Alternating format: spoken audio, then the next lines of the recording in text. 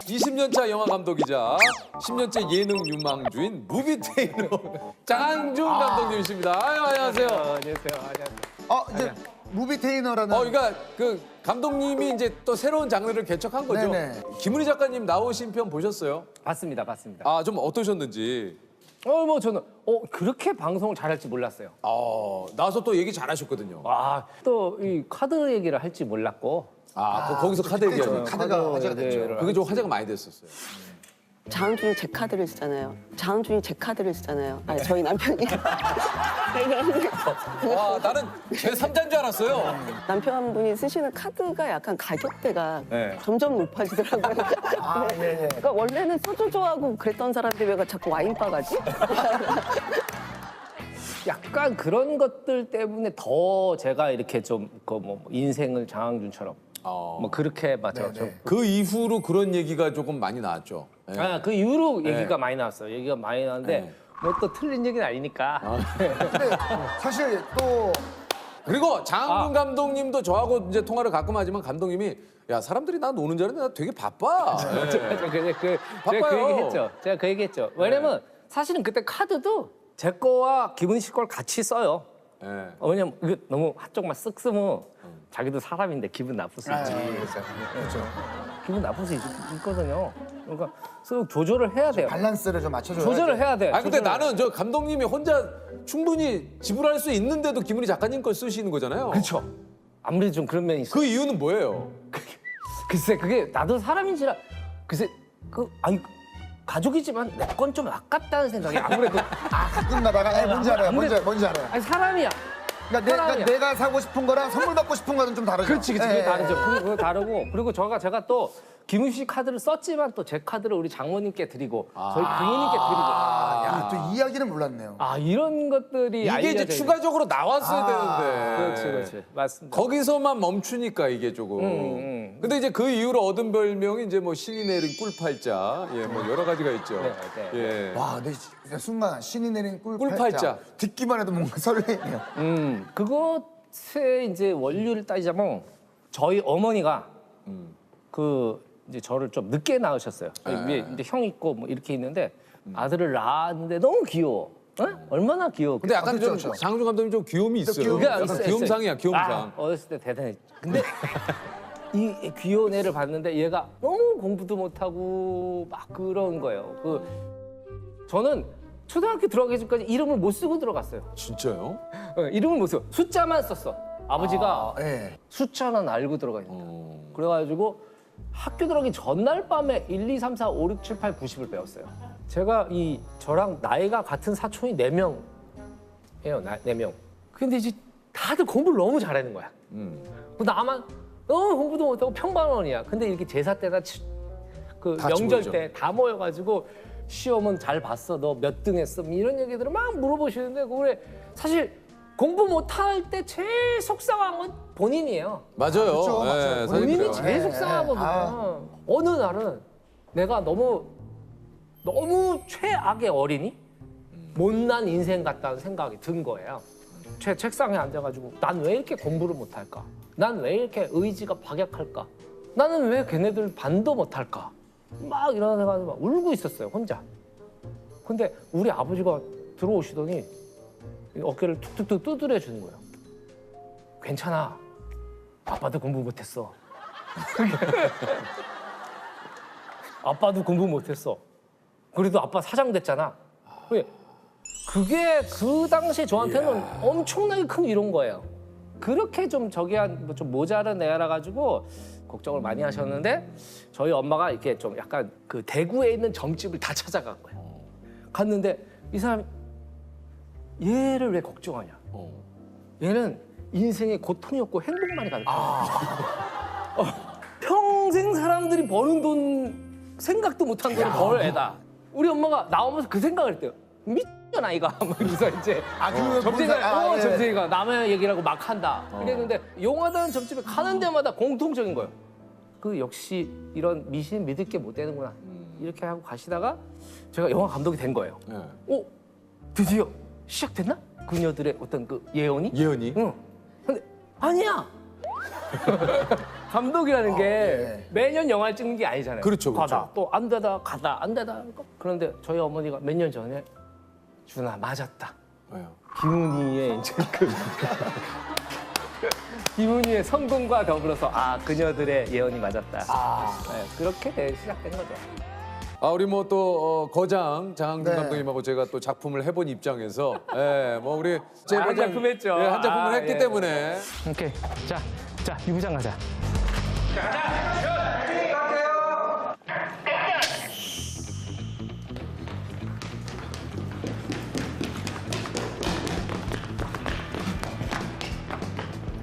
컷! 네, 좋아요. 저하고 호흡이 잘 맞습니다. 장항준 감독님하고 나하고 호흡이 잘 맞았어요. 감독님으로서 바라본 유재석이라고 하는 배우는 어떻습니까? 아니 유재석 씨가 이게 그게 있어요. 이렇게 세계관과 사회를 바라본 시각, 인간에 대한 이해가 있는 사람들이 대본에 대한 독해력이 뛰어나요. 이 인물의 목표, 대목표와 소목표가 무엇이고, 그리고 이 씬의 목표, 이 씬에서 내가 해야 될 게 무엇인지를 그쵸. 사실은 갑자기 공부해서 알 수 없어요. 그 기본적으로 쌓아져 있어야 되거든요. 네네네. 유재석 씨는 그걸 좀 타고나신 것 같다는 생각이 들었죠. 그때도 같이 이렇게 좀 한 2주 정도 해보니까 유재석 씨는 그때 그렇게 잠을 못 잤잖아요. 많이 못 잤죠 그때. 잠을 못 자는데도 운동을 가서 막 2시간, 3시간 하고 맞아요. 하고 오시는 거예요. 그래서 내가 와 대단하다. 근데 사실 우리 사회는 이런 사람이 필요해요. 이런 사람이 유퀴즈 해가지고 또 유퀴즈 잘 되고, 그렇죠. 주세혁 씨 같이 잘 되고, 그리고 여기 분들 다 유재석 씨가 뭐 매개 살리는 거 아니지만 아니지만이에요. 아니지만 다들 잘 되고 있고, 또 우리는 정말 제일 편한 건 사실은 집에서 누워서 유퀴즈를 보는 거죠. 이렇게 사는 게 아니고, 이런 분들 우리 사회에 필요하고, 이런 분들한테 박수 쳐줘야 된다. 박수 한번 줘요. 야, 유재석! 제가 유재석! 유재석! 고맙습니다. 이렇게 또 박수를 받으니까 네. 좋네요. 네. 그리고 또 아니 이런 분들이 또 이렇게 경제를 돌리고 또 기부도 많이 하시잖아요. 기부 많이 한다고. 기부를 유재석! 아니 사람들은 근데 감독님 굉장히 저는 또 유재석 씨의 옆에 있는 한 사람으로서 어디 가면 이제 그런 얘기 많이 해요. 촬영 현장에 가면 광고를 한번 찍으러 갔는데 네. 어떤 감독님이 막 이렇게 막 저한테 열변을 토하시는 거예요. 자기가 유재석 씨를 봤는데 뭐 땀을 흘려야 해서 물을 뿌릴까 했더니 아니라고 본인이 직접 뛴다고 해서 땀을 막 이렇게 거기서 야 진짜 보통은 이제 땀을 흘리기 위해서 이제 뿌릴 수도 있는데 잠시만요 했더니 본인이 막 이렇게 하면서 막 숨을 헐떡거리고 막 이런 거를 딱 들어올 때도 스태프분들한테 거의 뭐 선거를 3일 앞둔 사람처럼 맞아. 근데 맞아. 그 보조 출연자들 같이 나온 분들 있잖아요. 진짜? 끝나면 그거는- 나 무슨 너 대통령 순방 간 줄 알았는데. 아이 수고하셨습니다. 진짜. 아이고. 네. 감독님이 자기의 또 끝판왕이라고 본인 이름 검색으로 하루를 시작하신다고.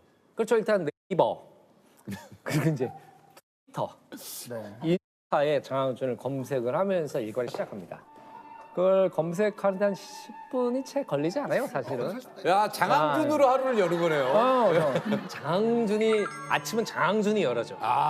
네. 아침 자체를 창문을 장항준 하면서 열고 장항준 하면서 닫는. 장항준 열면 또 그 새들도 항준.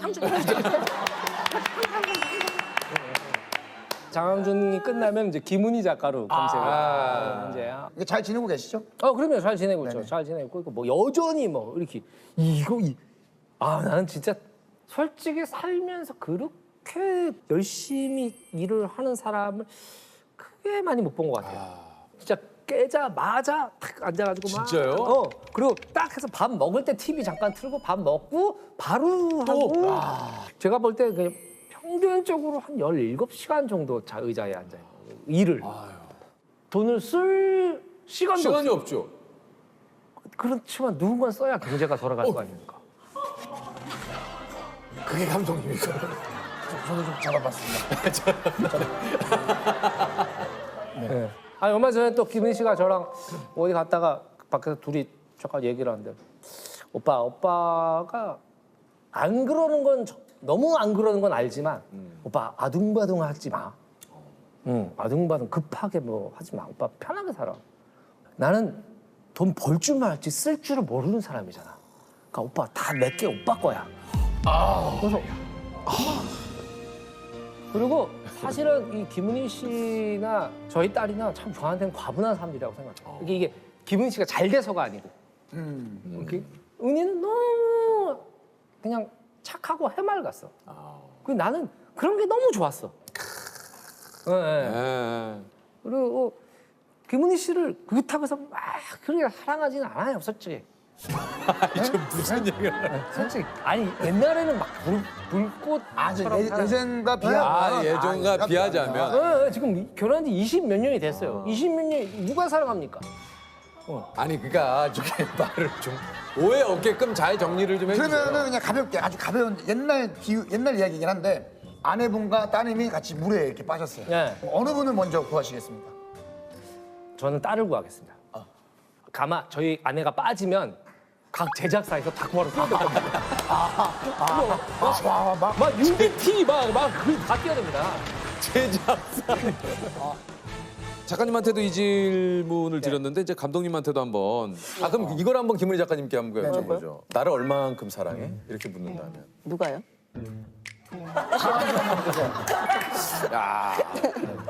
사랑하는 사람이 물어본다면. 아 사랑하는 사람이 물어본다면. 그딴 거 왜 저도- 물어봐?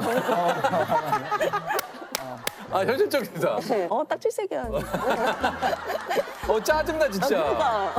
왜 그래 분위기 깨게 진짜. 너무 싫어. 이혼해. 아이고 거기까지 뭐 그렇게까지 가요? 나를 얼만큼 사랑해?라고 얘기를 한다면 뭐라고 좀 예. 이 정도? 네 여기까지입니다. 감독님 이 정도. 그 정도. 이게 부부라는 게 결국에는 중요한 게 같아야 된다고 생각하는 게 TV를 봤을 때 웃는 포인트가 같아야 하고 분노하거나 슬픔의 포인트가 같아야 된다고 생각하거든요. 그건 굉장히 중요한 문제라고 생각해요. 웃는 포인트가 같으면 일상이 즐겁고 울거나 분노하는 포인트가 같아야 된다는 건 세계관이나 이데올로기가 같은 궤를 갖고 있다는 거거든요. 그러니까 그런 것들이 김은희 씨하고는 되게 잘 맞았던 것 같아요. 아니 우리 그 장항준 감독님은 그걸 한번 여쭤보고 싶습니다. 현재 본인의 인생을 좀 만족하는 편인지. 아, 근데 이게 또 너무 만족하죠. 아 그래요? 저는 와, 이거 너무 과한데? 그래서 저희 딸한테도 저희 딸내미랑 특별히 비가 오거나 이러지 않으면 매일 밤에 산책을 나가거든요. 산책을 나가지고 이제 광화문 사니까 막 경복궁 뭐 그쪽으로 해가지고 청계천 이렇게 꽤 많이 돌아요. 꽤 많이 돌면서 윤서야 지금 너무 좋지? 아빠랑 엄마랑 건강하고 할머니 할아버지 건강하고 그렇지. 다 너무 좋지? 그거 아빠도 이렇게 잘 되고 있고 엄마 잘 되고 너무 좋지? 너도 지금 잘 되고 있잖아. 너도 원하는 걸 다 이루잖아. 근데 윤서야 인생은 그렇지 않다? 그래. 반드시 대가가 뒤따라. 맞아. 근데 아빠는 그게 언제 올까 좀 두려워. 그러니까 너도 이것들을 지금 즐기되 나눠야 돼. 이것이 언제나 있을 거라고 생각하지 말고 좀 겸허하게 겸손하게 있었으면 좋겠어. 뭐 반드시 우리 김은희 작가님 너무 잘 되고 계시지만 반드시 한 번은 삐끗한다이. 아니야. 아주 그런 얘기를 하지 마. 아니야. 아이 아니야, 그런 얘기 아니야, 하지 마. 아니야. 그리고 야매 삐끗한다. 이 뭐예요 이게? 그 김은희 작가님이 들으면 그게 이게 아니고 참- 김은희 작가한테도 얘기했어요. 은희야, 오빠 술 먹을 때 오빠 좀 두렵다. 왜? 아무리 천재 작가고 아무리 시대를 풍미한 작가도 언젠간 저물 때가 있고 잠깐 삐끗할 있지, 때가 있지. 있는데 그렇죠. 그래서 그런 것들이 가족으로서는 뭔지 알아요. 걱정되고 염려가 되는 거죠. 아 그렇죠. 늘상 그래요. 그러니까 늘상. 김은희 작가님도 그때 나오셔서 그런 비슷한 얘기를 좀 하셨죠. 예. 조금 살면서 생각해 보니까 이 불행이라는 게 예측할 때는 오지 않아요. 절대 안 해요. 걱정했던 일은 거의 벌어지지 않아. 그 불행은 인파 속에서 정면으로 다가오는 것이 아니고 우리가 들떠가지고 막 웃고 떠들고 있을 때 우리 등 옆에 뒤로 와 다가와서 있지. 등에 무서워. 칼을 쏘는 거예요. 그러니까 불행은 전혀 예측할 수가 없어요. 무서웠어 지금. 네. 표현이 너무 무섭다. 아 그랬어요? 예. 김은희 씨 남편이라고. 여기. 스토리텔링이 이거 멋있다. 17년 차 번역가고요. 영화를 주로 번역하고 있는 번역가 황석기입니다. 야. 아 이렇게 생기셨군요. 좀 아니 이름만 듣다가 어떻게 생기셨을까 그냥 막 저희가 이제 황석희 번역가님을 섭외하려고 엄청 오랫동안 노력을 했는데 이제야 이렇게 나오시게 됐네요. 거의 2년 가까이 거절을 했는데 너무 연락을 많이 주시니까 송구하기도 하고 저한테 들어오는 뭐 CF나 네. 아니면 방송이나 이런 것들을 지금까지 다 거절을 했는데 어머니가 너무 서운해하세요. 왜 그런 걸 다 거절하니? 예, 그러니까 자식을 TV에서도 한번 보고 싶으시고 그러실 수 있죠. 그쵸, 그쵸. 자랑도 하고 싶으시고 예. 아니 그 유퀴즈 나간다고 하니까 이제 어머니가 뭐라고 얘기를 하시던가요? 제가 어머니한테 어디 말씀하지 마시라 일단 나갈 때까지 모른다 어떻게 될지도 모르고 근데 이미 뭐 누나네 뭐 다 얘기를 해놓은 거예요. 이게 보통 이야기가 엄마인데 너만 알고 있어. 아니, 맞아요. 이게 그러면 누나인데 너만 알고 있어 하면서 아직 이야기가 그 저기 석희가 얘기하지 말라 그러더라. 그러니까 너도 얘기는 하지 마. 근데 누나는 조카들한테 또 얘기 다 하고 그럼 다. 그러니까 조카들은 학교 가서 할 거 아니에요.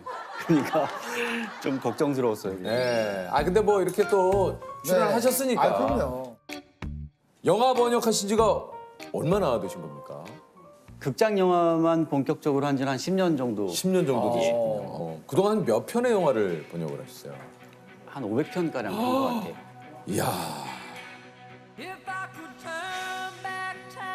그러니까 500편이면 한 1년에 한 50편 정도. 예. 그러니까 일주일에 한 편 정도 하신 거 아니에요? 예, 보통은 그렇게 적어요. 아니 근데 이게 사실 500편도 대단하지만 황석희 번역가님이 영화 번역에 한 획을 그은 분이에요. 바로 데드풀. 아 진짜.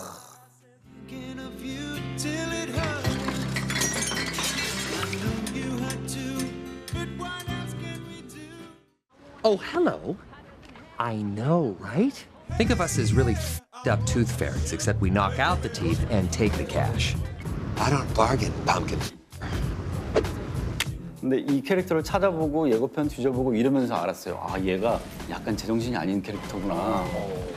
영화가 나와서 이제 예고편이나 이제 클립 같은 게 조금씩 공개되기 시작할 때 당연히 영화는 잘 나왔을 거라고들 예상을 다 하시는 거예요. 그러면서 댓글이 전부 그거예요. 번역만 잘 되면 돼. 이 영화는 부담스러워. 예, 자막만 잘 되면 돼. 전부 댓글이 그건 거예요.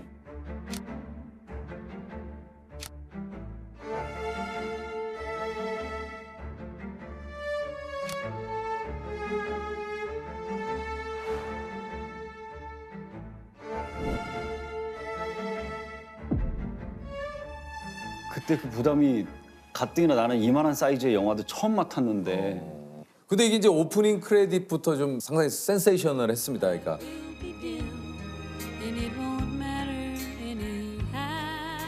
출연 신이 내린 또라이, 제작비 지원 호구들. 제작비 지원 호구들 너무 웃기잖아요. 감독 돈만 많이 쳐받는 초짜.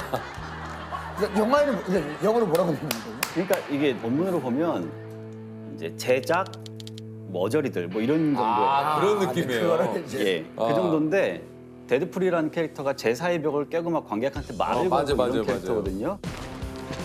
You ever see 127 Hours? Spoiler alert. 그러다 보니까 저것도 데드풀이 쓴 거야 라고 네, 이해할 맞는 수가 느낌으로, 있어요. 네. 그래서 이 망작을 제작해준 바보들 이런 뜻이거든요. 그래서 그냥 바보들 머저리들보다는 아무래도 호구들이 웃겨요. 맞았잖아요. 예. 영화. 예. 제가 처음에 일반 시사를 같이 봤어요. 관객분들이랑 반응이 어떤지 너무 궁금해서 크레딧이 한 3개 뜰 때쯤 되니까 웅성웅성 하는 거예요. 그러니까 자막 사고가 나신 줄 아는 것 같더라고요. 이제 관객분들이 이런 자막을 본 적이 없으니까. 너무 거의 많은 뭐 분들 찬사를 받았죠 진짜. 호평 중에 호평, 뭐 이런 호평이 없을 정도로 찬사를 받았죠. 번역가 상 줘야 한다라는 댓글에 막 따봉이 올라갈수록 우와 따봉이 100개나 있어. 이걸 막 스샷을 다 찍어 놓는 거예요. 다음날 보니까 110개면 다시 찍고 그 다음날 보니까 115개면 다시 찍고 예전에는 영화 주인공이 욕을 하면 이제 뭐 젠장, 뭐 망할, 뭐 이런 것들을 많이 이제 했었는데 입에 담기도 힘든 욕을 한국 욕으로 센스 있게 번역해서 데드풀이 한국말로 욕했나 착각한 분들이 이렇게 계시다고 그래요. 예를 들면 그게 이게 뭐죠 지금? 요거죠 요거. 예. 예. 10, 9, 8, shit, shit. 요거 이제 아주 센스 있게. 네네네네. 원래 욕을 잘 안 하시는. 전혀 안 해요. 아 전혀요? 예, 욕을 전혀 안 하고요. 어머나. 이게 보니까 이런 B급 자막을 위해서 평소에 그 조석 작가님하고 이말년 작가님 웹툰을 좀 자주 보신다고요. 네가 재미없는 거지 내가 재미없어? 어떻게 바꾸면 표절한 티 안 나고 내가 그래요? 그분들 제가 워낙 또 두 분 좋아하고 거의 다 봤고 거의 뭐 밈계 트렌드 세터 같은 분이잖아요. 그것만이 아니고 거의 인터넷에 떠도는 모든 밈을 다 봐요. 그러니까 그래야 이런 좀 또 그쵸. 톡톡 튀는 자막을 쓸 수 있는 거니까. 데드풀로 이제 황석희라는 이름을 알리고 대작 중에 대작 스파이더맨 홈커밍을 받게 되는데 진짜 기분 좋으셨을 것 같아요. 너무 좋았죠. 제가 케이블 TV를 한창 번역하던 시절에는 제일 큰 블록버스터가 뭐냐면 아마 스파이더맨이었을 거예요. 네. 그러니까 저한테도 그냥 제일 큰 영화는 스파이더맨 이거였는데 당시에는 뭐 꿈도 못 꿨죠. 그때 꿈은 3개관에서 개봉을 하든 2개관에서 개봉을 하든 어쨌든 제 이름이 한 번 올라가는 게 소원이었기 때문에 그것만 한번 번역할 수 있으면 됐어요, 그때는. 저한테는 내가 되고 싶었던 꿈에 대한 상징성 같은 게 있는 거죠, 이 영화에. 그래서 굉장히 감개무량했어요, 번역할 때. Can we just like stay up here all day? It is so crazy down there.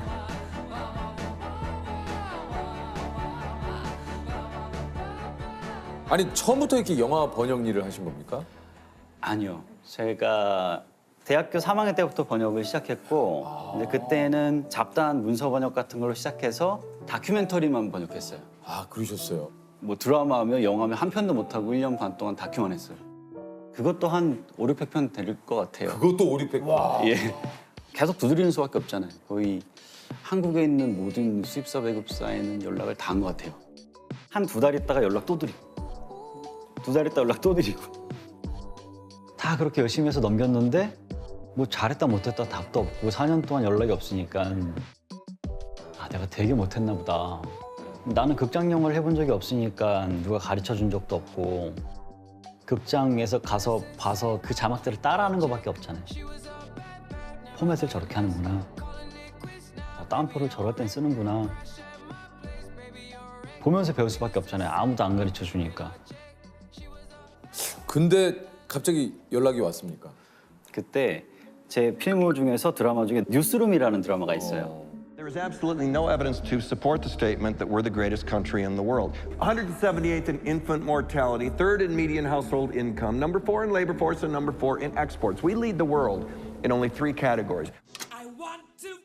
그걸 되게 좋게 보신 어떤 영화사 직원분이 대표님한테 다음 영화 원바디스라는 영화 번역가로 저를 추천하셨어요. 추천하셨는데 만약에 그 사람 뭐 하는 사람인데 이렇게 물어봤으면 아마 못했을 거예요. 근데 그걸 우연찮게 하게 됐고 관객들이 제 이름을 알게 되신 거는 데드풀 이제 2016년이지만 관계자분들이 알게 되신 건 2013년부터. 요 원바디스를 통해서 드디어 이제 업계에 이제 알려지기 시작하신 거군요. 예. 아니 영화 크레딧에 이제 번역 황석희를 처음 봤을 때 좀 어떠셨습니까? 막상 봤는데 1.5초 있으면 사라지잖아요. 네. 찍지도 못했거든요. 찰나의 순간에 진짜. 네. 아 찍으려고 준비는 했는데. 네, 이러고 있다가 1.5초 확 지나가서 못 찍었는데 별의별 생각이 다 드는 거예요. 나왔었나? 계속 멍한 거예요. 이게 약간 뭐라 그럴까요? 꿈꾼 거 같은 거예요. 그래서 그러니까 너무 내가 기다려왔던 것이기 맞아요. 때문에 맞아요. 영화도 그만큼 더 영화지만 빨리. 그 번역 황석희를 보러 간 건데. 네. 유치원점일 수도 있는데 그러면 바로바로 이제 해석이 되시는 거죠? 전혀요. 네? 전혀 안 되죠. 영어 잘하셔야 이렇게 번역. 많은 분들이 오해하시는 것 중에 번역가는 영어를 정말 잘할 거다 그쵸, 이렇게 그쵸. 생각하시는데 그러니까 해석과 번역은 좀 달라요. 제가 하는 건 해석 그 다음 단계에 있는 작업이에요. 사실 번역이라는 건 한 자막을 만드는데 만약에 10이라는 시간이 걸린다 하면 뜻을 이해하는 비중은 이 정도밖에 안 돼요. 나머지 8 동안 문장을 만드는 거죠. 시간이 훨씬 많이 걸려요, 그 작업이. 어떤 영화를 맡았는데 뭐 원작의 팬덤이 엄청 두텁거나 캐릭터가 인기가 정말 많거나 그럴 경우에는 사전 조사를 진짜 많이 할 수밖에 없어요. 어떤 톤을 쓸 거라고 기대할까? 톰 홀랜드에 대해서 관객들이 기대하는 건 뭘까? 혹은 예고편이나 클립 뜬 것들을 보고 인터넷에서 어떻게 소비하고 있을까? 책을 읽어야 할 경우도 되게 많고요. 감독의 성향 자체를 아는 것도 중요한 것 같아요. 그런 것들 조사해서 맞춰보는 거죠. 저 사람의 톤으로. 번역하기 어려운 단어는 혹시 어떤 게 있을까요? 의외로 되게 간단한 것들이 힘들어요. 뭐, hey, hi, oh my god 이런 것들이 진짜 힘들어요. 아, 그런 거야? 그래요? 예. 헤이, 이봐요. 저기요. 영화를 보면 만날 때마다 계속해요. Hey. Hey, Jenny. Oh, hey. Hey. 안녕을 하루에 몇 번을 하는 거야. 뭔 얘기인지 알겠다. 그럼 한국말로 또 안녕을 쓰기도 웃기잖아요. 그렇게 쉬운 단어들이 오히려 번역하기가 굉장히 어려워요.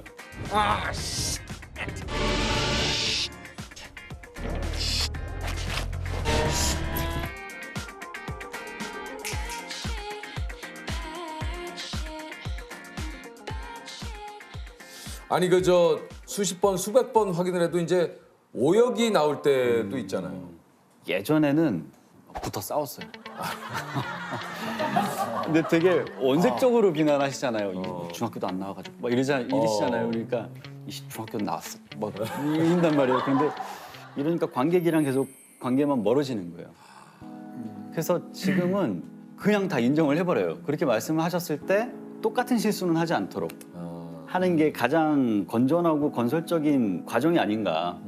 그 과정에서 이제 관객분들도 휴먼 에러의 가능성 정도는 이해를 해주시는 것 같아요. 그렇죠, 그렇죠. 이게 이제 저 출신 학교에 대해서 좀 무례하게 질문한 분한테 대처한 게 이게 또 화제가 된 적이 있다 그래요. 예. 예. 근데 뭐 출신 학교만이 아니고 그런 안 좋은 메시지를 주시는 분들도 많아요. 제가 제일 싫어하는 말이 번역 대충 했네거든요. 네. 아니 저는 그냥 번역이 후지다는 말은 괜찮아요. 오히려 번역 못했네 이건 괜찮아요. 근데요. 번역 대충 했네. 그거는 이거는 되게 전 되게 열심히 그럼요. 했거든요. 네. 근데 몇 년 전까지만 해도 피드백 메일 주소를 공개했었어요. 제 번역을 보시고 하실 말씀이 있거나 이제 틀린 게 있으면 이쪽으로 보내달라. 메일을 달라. 근데 그때도 진짜 힘들었어요. 지금은 그 메일을 정지했거든요. 건강상의 이유로 정지했는데 잘했어요. 그때 거의 공황이 온 적이 있어요, 한 번. 아 진짜요? 너무 심하게들. 예, 이제 너무 무서운 걸 막 쓰는 거예요. 너 일산 살지, 너 니네 가족 뭐 돌아도 뭐 트럭으로 밀어버려, 막 이런 거 쓰는 거예요. 그런 것도 있었어요. 너 용산에서 GV 많이 하지, 너 밤에 뒤통수 조심해, 막 이런 게 있는 거예요. 근데 GV가 끝나면 10시 반, 11시란 말이에요. 주차장에 사람도 없는데 계속 뒤를 보게 되는 거예요. 차에 가면서도. 내가 뭘 했다고 이러지 나한테? 그런 생각이 들다 보니까 좀 황당했죠, 그때는. 표현의 자유라는 것도 네네. 사실 어느 정도 우리가 공감하는 수준에서의 표현의 자유지 악플을 그냥 표현의 자유 이걸로 좀 생각을 하지 마시고 그런 제재가 좀 이루어졌으면 좋겠어요. 예. 영화 한 편 번역하는데 뭐 영화에 따라 좀 약간 차이가 있을 수 있겠지만 어느 정도 시간이 걸립니까? 보통은 클라이언트에서 주시는 시간이 일주일이고요. 일주일에서 열흘 사이에 번역을 하고 고치고 또 드리고 피드백 넘어오고 고치고. 그런데 큰 프로젝트 같은 경우는 번역을 하고 있는데 영화가 자꾸 바뀌어요. 편집본 A를 처음에 저한테 주시고 번역을 다 해놓고 보냈는데 편집본 B입니다 이러면서 다시 오는 거예요. 그럼 C가 막 바뀌어 있어요. 대사도 그렇지, 바뀌어 그렇지. 있고 또 드렸는데 버전 C입니다 이러고 다시 또 오고 와요? 그게 너댓 번씩 오는 경우들도 있고 처음은 거의 뭐 CG고 뭐고 아무것도 안 돼 있는 상태고 뒤로 갈수록 조금씩 CG가 입혀지는 상태거든요. 전에 어떤 건 그런 것도 있어요. 주인공이 사자가 딱 등장했는데 녹색 쫄쫄을 입으신 분이 이만한 사자탈을 마대자루 같은 거에 끼고 막 들이미는 거예요. 이불은 막 사자 이불은 막 이러고 대부분 그런 걸 먼저 봐요. 그러니까 뭐 황석희 번역가가 영화를 제일 먼저 본다 그래서 부러워하실 필요가 전혀 없는 거예요. 아 그래요? 그렇죠. 좀 억울하죠. 정말 기대하고 있는 영화였는데 주인공은 다 쫄쫄 입고 나오고 그럴 수 있겠네. 그럴 수 있겠어. 이러면 저는 영화를 본 건 아닌데 스포만 당한. 아. 약간 뭔가 또 관객들과 동등한 위치에서 보지는 못하는 거네요. 그렇죠. 그 직업병이 어떻게 되세요? 그냥 그거 말고도? 직업병이 어떻게 되세요? 또 다른 직업병. 저는 뭐 직업병 있으세요? 당연히 자막을 보면 이제 너무 힘든 거죠. 머릿속으로 이제 계속 거의 자동 감수되듯이 아 그래. 저거는 나 같으면 이렇게 번역하는데 우와 저 진짜 잘했다. 그런 생각만 계속하면서 보는 거예요. 그러다 보니까 영화는 못 봐요. 그냥 자막만 주구장창 보다가 오는 거예요. 네. 그 며칠 전에 지금 개봉하고 있는 영화 중에 무성 영화가 있거든요. 네. 대사가 한 마디도 없어요. 너무 기쁜 거예요. 스트레스 프리. 저는 한국 영화를 봐도 스트레스를 받거든요. 대사가 들리면 어쨌든 스트레스를 받아요. 근데 아무것도 없으니까 우와 이런 힐링물이. 근데 이게 자막 보는 것도 사실 쉽지는 않은 것 같아요. 저도 진짜. 이제 어르신들이나 이런 분들 잘 못 보실 것 같잖아요. 그래서 제가 어머니한테도 극장 영화를 제 영화를 보여드린 적이 별로 없었거든요. 네. 그랬다가 스파이더맨 홈커밍 때 한번 보여드렸어요. 이제 동생이랑 보시라 이러고선 보여드렸는데 글도 되게 늦게 읽으시고 시력도 굉장히 안 좋으세요 어머니가. 그래서 되게 걱정을 하면서도 보고 싶으시다고 하시니까 극장을 보내드렸는데 끝나고 와서 카톡이 2줄 왔는데 막 또 삐뚤삐뚤 주셨어요. 근데 막 아들 너무 즐거웠어 고마워 다음에 또 보여줬으면 해 이렇게 온 거예요. 그래서 그날 좀 울었어요. 저는 못 보실 줄 알았어요 제 영화를. 그러니까 지금까지 영화를 그렇게 많이 번역했는데 한 번도 초대를 안 한 거죠. 그래서 좀 마음이 좀 짠했어요. 아 근데 그 저기 우리 번역가님이 참 그 효자시네. 참 그 어머니. 아 오늘 여기 나온 것도 어머님이 예? 어머님에 대한 효심이 또 예, 지극하신 것 같아요. 왕의 남자 범죄 도시로 1000만 관객을 사로잡은 충무로의 미다스손 영화 제작자 장원석 대표님이십니다. 아유, 안녕하세요.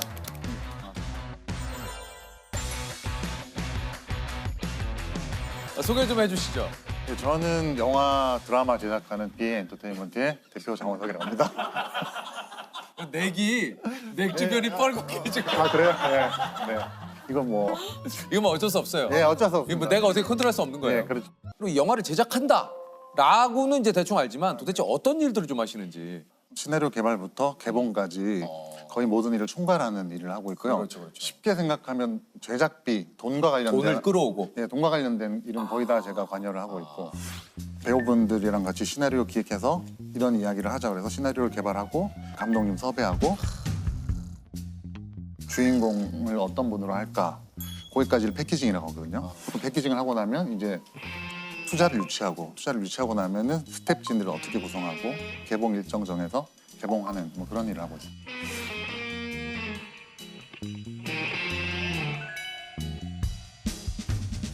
오늘 그 주제가 이제 천의 얼굴. 바로 이 그 작품 때문에 대표님을 모실 수 있었어요. 올여름 최고의 흥행작이죠. 범죄도시 2가. 이야, 1269만이에요. 와, 진짜. 마동석 형님의 그 이제 압도적인 어떤 그 피지컬에서 나오는 어떤 그 좀 시원함을 느끼는 그런 씬들이 이게 좀 굉장히 진짜 카타르시스를 좀 느끼게 돼요. 맞아요. 우리나라식의 약간 그 히어로물. 네네네. 이렇게 잘 될 줄 아셨습니까? 정말 저희 관련된 모든 사람이 1000만 넘을 거라고 상상도 못했습니다. 업계에서도 많은 응원을 좀 받았다고 그래요. 네, 저희가 이제 코로나 시작되고 나서 사실 너무 잘 아시지만 관객 수가 급감했거든요. 급감했죠. 네, 마이너스 70%에서 마이너스 90%까지 사실 산업적으로 보면 거의 붕괴 직전까지 갔었습니다. 맞아요. 그래서 다들 어쨌든 분위기가 이제 예전으로 돌아와 주길 바랬던 거고 영화계 전체가 잘 됐어요. 네, 저희 영화 잘 돼라고 응원해줬던 그렇습니다. 1000만 관객 넘었을 때 장희수 역의 박주환 씨가 그렇게 기뻐했다고요.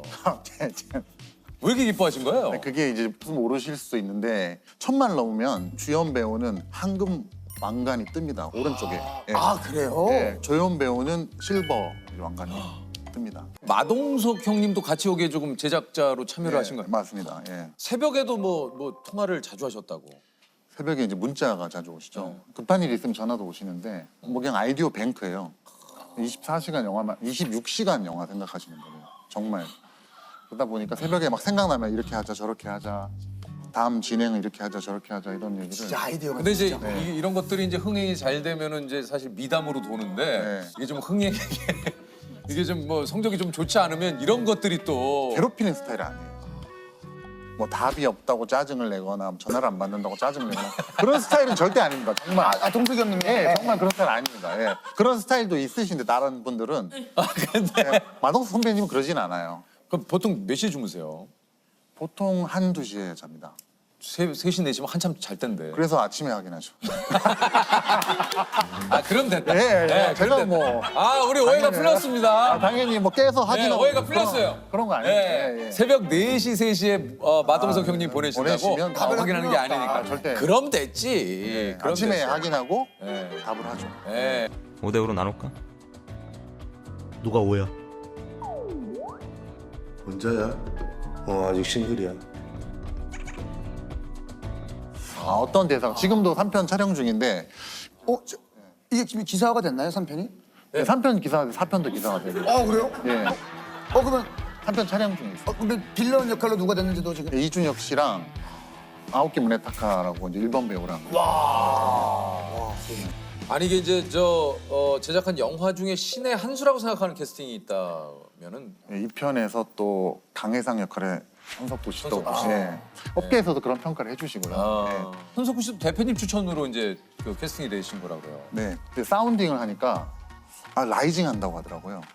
그리고 여기저기 영화에서 이제 주인공을 하려고 막 제안을 했다. 그래서 우연의 일치인지 또 나의 해방일지가 딱 그 마침 사실 그런 것까지 우리가 알 수는 없잖아요. 그렇죠. 추억이에요.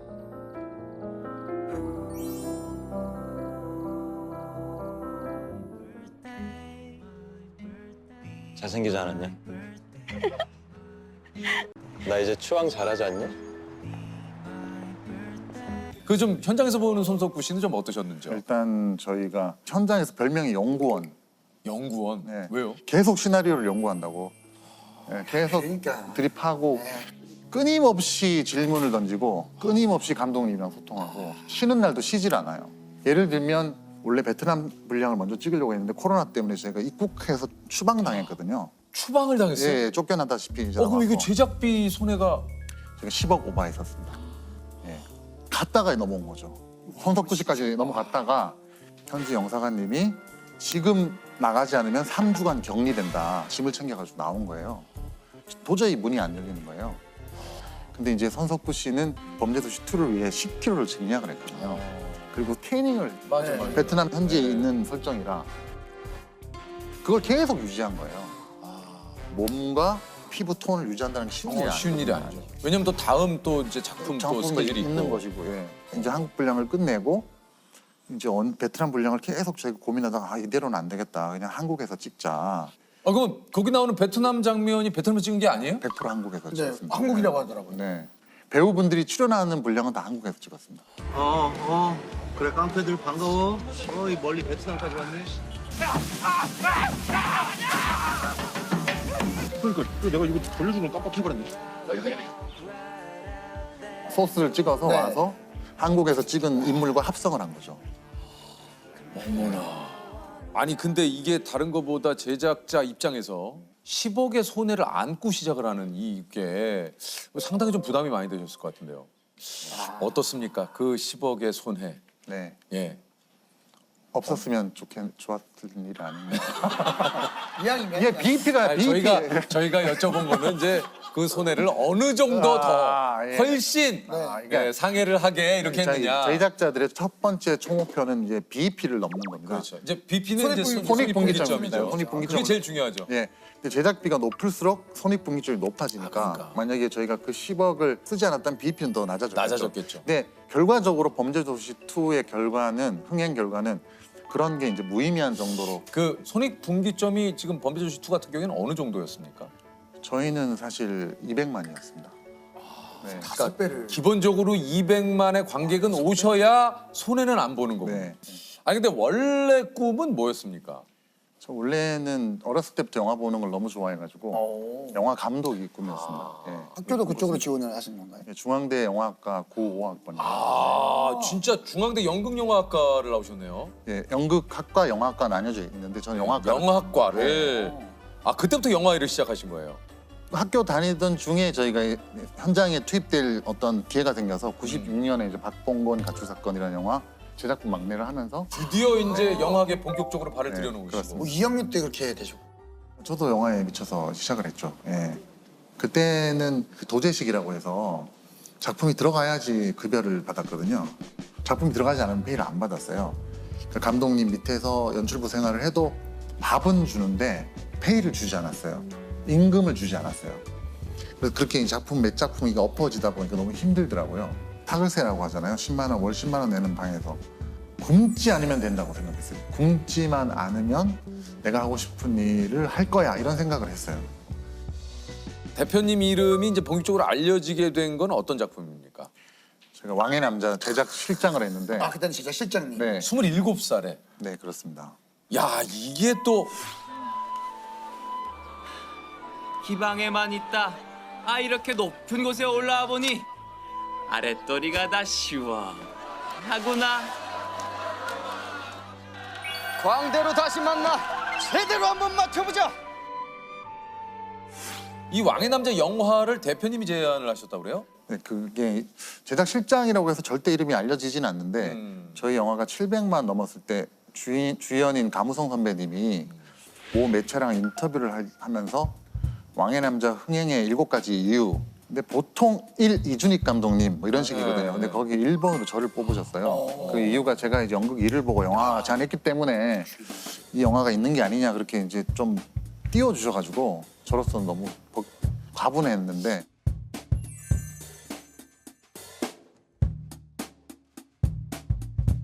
장원석 제작 실장 이렇게 해가지고 대단하시네. 그때 이제 충무로 장원석이 누구야 이러면서 좀 제 이름이 아니 그 저 대표님이 발굴한 작품이 이제 국내 사극 영화 최초 1000만 관객. 그때 기분은 좀 어떠셨는지. 그때 당시 2005년입니다. 2005년, 2006년에는 1000만 영화가 정말 기적 같은 사실 이게 말이 안 되거든요. 그렇죠, 맞아요. 한 영화를 국민의 4분의 1이 본다, 5분의 1이 본다. 이건 이건- 말이 안 되는 네. 일이잖아요. 환희? 말로 표현을 못 하겠습니다. 저도 주요 멤버로서 다음에 저런 경험을 하고 싶다. 그 뒤로 제가 이제 빠르게 제작자가 돼서 그로부터 4년 동안 계속 제작 준비만 제작 준비를 하죠. 네.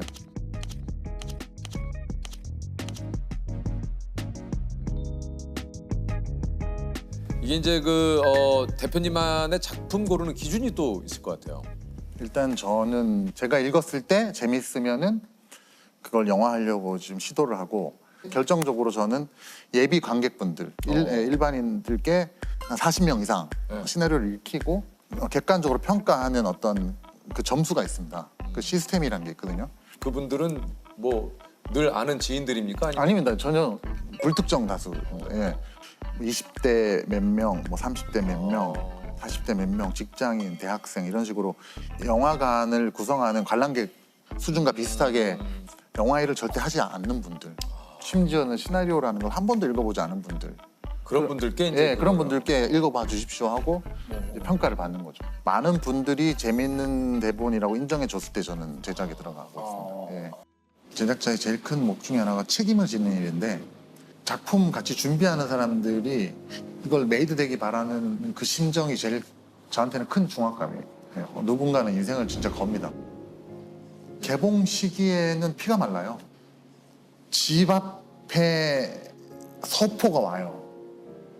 근데 이게 폭탄일 수도 있고 내가 바라는 선물일 수도 있어. 그 딱 2가지 가능성이 있어요. 그러면은 안 뜯을 수 있냐? 무조건 뜯어야 돼요. 개봉일이 정해지면. 포장지를 딱 뜯어봐야지 이게 폭탄인지 선물인지 알잖아요. 그게 개봉을 앞둔 어떤 우리의 심정이라고 해야 되나? 손익분기점을 넘겨야 된다는 중압감지. 많은 사람들이 피와 땀, 이게 어떤 다른 상징이잖아요. 그런 것들이 있으니까 좀 버티는 게 아닌가 저는. 네.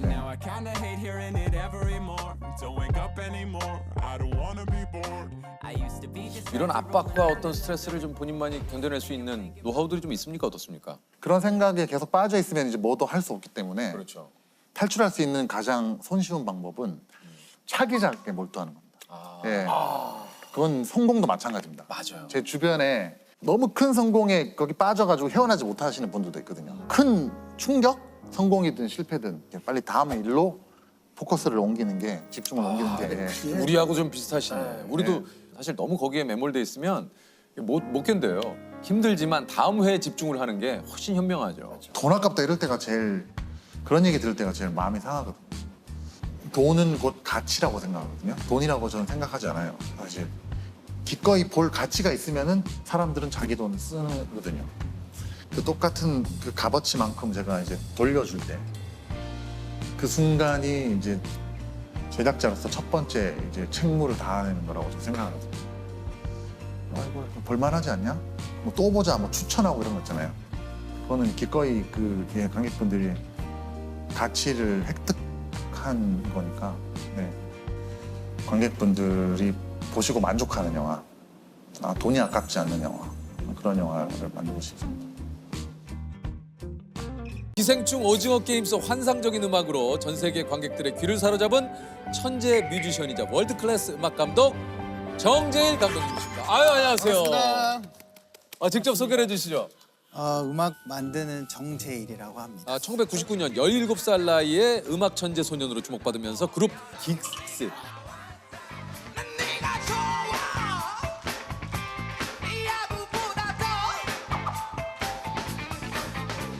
윤상, 김동률, 이적, 박효신, 아이유 등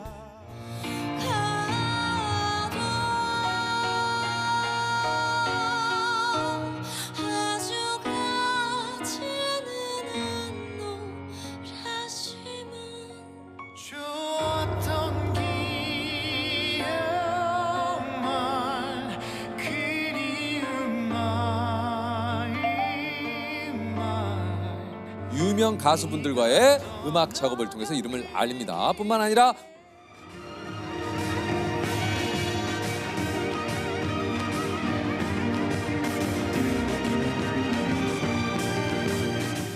영화 옥자, 기생충,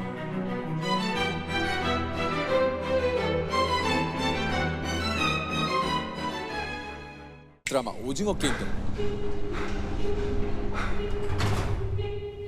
15편의 작품의 OST를 제작하며 자신만의 독보적인 음악으로 국내를 넘어 세계를 사로잡은 음악 감독님입니다. 예.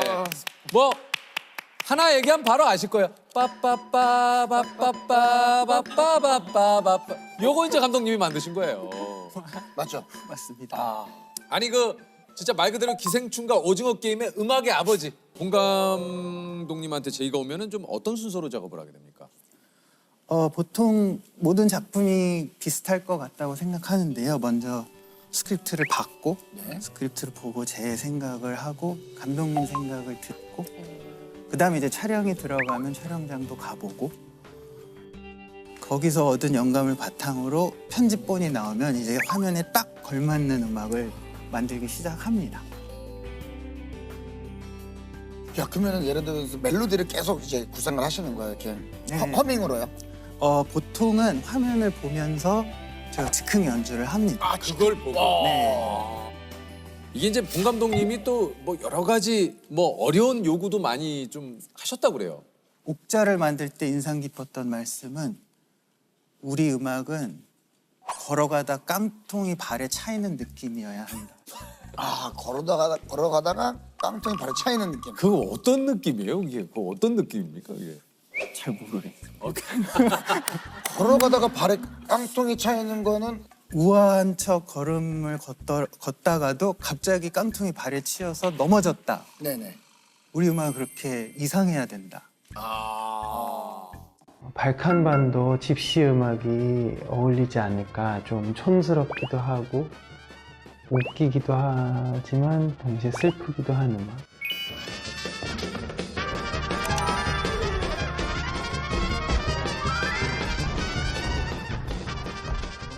어떤 지금 이런 분위기, 우리 지금 촬영장에 이런 묘한 분위기 있지 않습니까?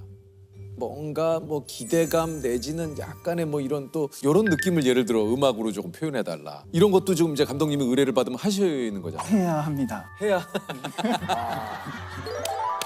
해야 합니다. 예. 오, 그렇지. 이런 거예요. 그냥 하는 겁니다. 말씀만 그냥 듣고. 그러니까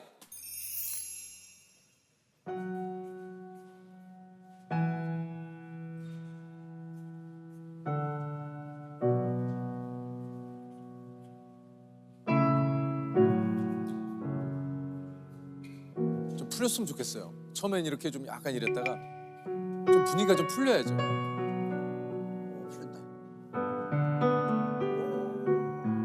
풀린다, 풀린다.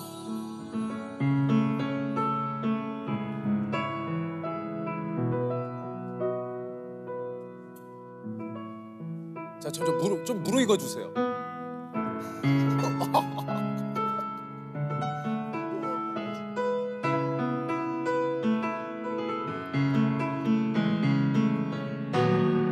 좋아, 좋아.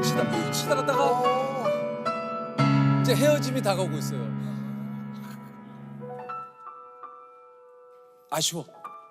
와. 언제 만날지 모르지만 다시 또 만나고 싶은.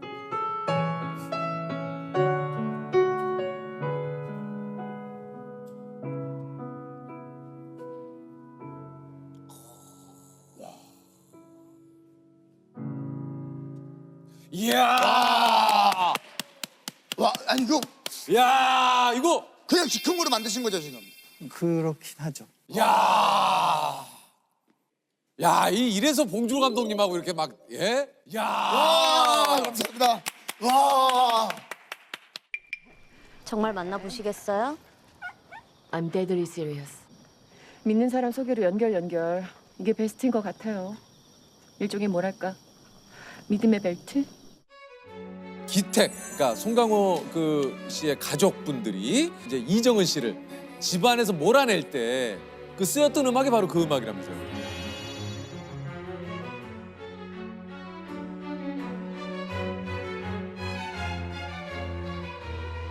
이건 좀 뭘 생각하시면서 이렇게 좀 느낌을 좀 담으신 거예요? 일단 가장 중요한 디렉션은 이 영화가 이제 한 단계 도약하는 부분이기도 하잖아요. 그래서 상황이 이제 네, 바뀌니까 그죠? 다 침투를 완료가 됐다. 네. 예. 굉장히 우아한 바로크 스타일의 형식을 취하되 뭔가 어딘가 어설프고 가짜 같고 그리고 뭔가 불안함이 좀 깔려 있어요. 네, 불안함. 예, 그죠. 사기꾼들이니까 그런 뭐 복잡 미묘한 감독님 영화에는 항상 모든 씬마다 그렇게 모든 감정들이 레이어링 돼 있는 것 같은데 요게 7번 넘게 퇴짜를 맞았다고요? 제가 또 이렇게 막 능숙하게 하는 편이 아니다 보니까 그 정도 퇴짜는 받거든요. 아, 보통? 네, 뭐 네. 6, 7번은 괜찮은데 그게 8분짜리 곡이어서 그래서 힘들었습니다. 그러다가 요게 딱 나왔을 때 감독님이 뭐라고 하시던가요? 그렇게 막 좋아하셨던 것 같지는 않아요. 이 정도면 이거다 뭐 이런 거 없습니까? 아, 그거보다도 그냥 뭐 알았다 뭐 이걸로 하자 뭐 이런 느낌. 아니 봉준호 감독님이 한 인터뷰에서 이제 정재일 감독님에 대해서 이런 얘기를 하셨어요. 정재일은 지구상에서 가장 섬세한 사람이다. 정재일은 음악 감독으로서 제가 원하는 걸 다 해줍니다. 그럼 된 거 아닌가요? 이거보다 더한 칭찬이 있을까요? 네? 없을 것 같아요. 없을 것 같아요. 천재가 인정한 천재 아닙니까? 천재라기보다 그 말씀에는 근면하다 그런 뜻이 더 있지 않았을까 싶고요. 섬세하면은 봉 감독님이 저보다 한 1000배는 섬세하시기 때문에 뭐 얼마나 동의는 섬세한? 잘 못- 저희가 보기에도 저 감독님 오늘 처음 뵀지만 되게 섬세한 느낌이 좀 세세하게 드는데도 불구하고 감독님이 보는 봉 감독님은 그보다 1000배 섬세하다. 그죠. 하나의 영화를 만들기 위해서 몇백 명이 노력을 하고 어마어마한 돈이 들어가고 그러면 당연히 까다로울 수밖에 없고 엄격해야 된다고 생각하고요. 그럼에도 불구하고 봉 감독님은 단 한 번도 언성을 높이는 걸 본 적이 없습니다. 인내심이 그 7번을 저도 했지만 감독님께서 인내하셨기 때문에 근데 그게 더 힘들지 않아요? 차라리 저럴 거면 화를 내주지. 저럴 거면 화를 내지. 저렇게 사람을 이렇게 미치게 만들어 놓고. 예? 실존하는 클래식 곡인 줄 알았는데 정재일 창작곡이어서 놀랐다. 이 바흐가 환생한 거 아니냐? 이 곡 듣고 있으면 집 앞 마트도 샤넬 매장으로 바뀌는 기분이야. 예. 원래 클래식을 전공을 하셨습니까? 전공은 못했고요. 네. 봉 감독님께서 스크립트를 쓰실 때 클래식 음악을 많이 들으시거든요. 음악의 조예가 굉장히 깊으신 분이라 바로크 스타일의 음악을 좀 공부하려고 좀 막 이것저것 찾아보고 했습니다. 지휘도 이게 저 유튜브를 보고 배우셨다고. 오케스트라를 하려면 지휘가 필요하니까요. 아 그럼 직접 이걸 지휘를 해서 녹음을 하셨어요? 안 그러는 경우도 있지만 믿음의 벨트는 직접 했습니다.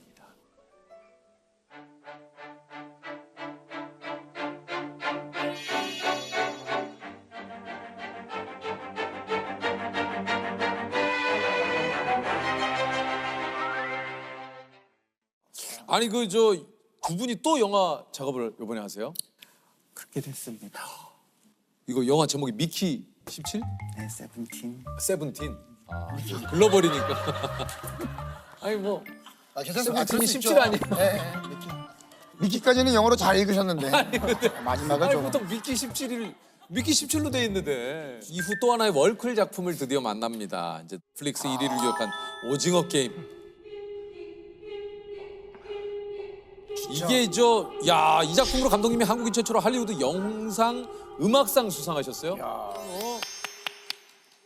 아니 그 오프닝에서 흘러났다 아까 얘기 들었잖아요. 빠빠빠빠빠빠빠빠빠빠 이 멜로디를 어떻게 이렇게 만드시게 된 건지. 이게 있던 곡이 아니죠? 있던 곡은 아니지만 우리가 전부 아는 337 박스에 기초하고 있어요. 아 그래서 이렇게 익숙하게 느껴졌던 건가요? 아 왠지 모르게 이걸 듣는 순간 잠깐만 이거 어렸을 때 놀 때 이거 내가 왜 그런 생각을 했나 했더니 아마 친숙하게 느끼셨던 부분이 모든 악기가 다 초등학교에서 배우는 악기로 이루어져 있어서 캐스터넷, 소고, 뭐 멜로디온, 트라이앵글.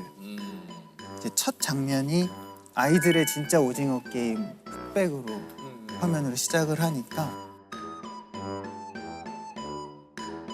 한 게임이 끝날 때마다 돼지 전통의 상금이 적립될 겁니다.